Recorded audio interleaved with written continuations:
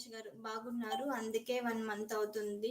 మరి వారం వారం వెళ్తున్నాను. అవునండి. టైర్డ్ అయిపోయుంటారు మీరు నాకు తెలిసి. హ్మ్.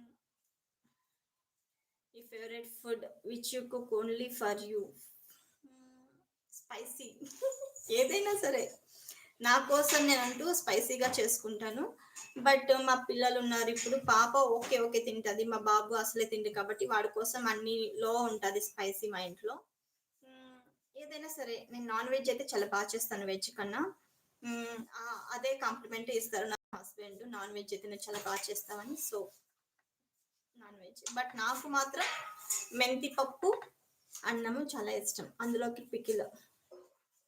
అప్పలం ఉంటే ఇంకా బావుంటది. ఎందుకంటే నేను చిన్నప్పటి నుంచి హాస్టల్‌లో చదివాను కాబట్టి ప్రైవేట్ హాస్టల్‌లో.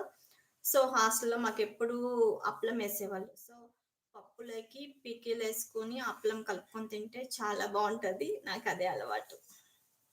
నేను ఇష్టంగా అదే చేసుకుంటాను ఎప్పుడైనా. ఒక వారంలో పప్పు ఒక్కసారి చేయకపోయినా కూడా మరీ ఏరుకోరి పప్పు చేసుకుంటాను. రాగి ముద్ద చేస్తాను వన్ టైమ్. ఇంకొక టైం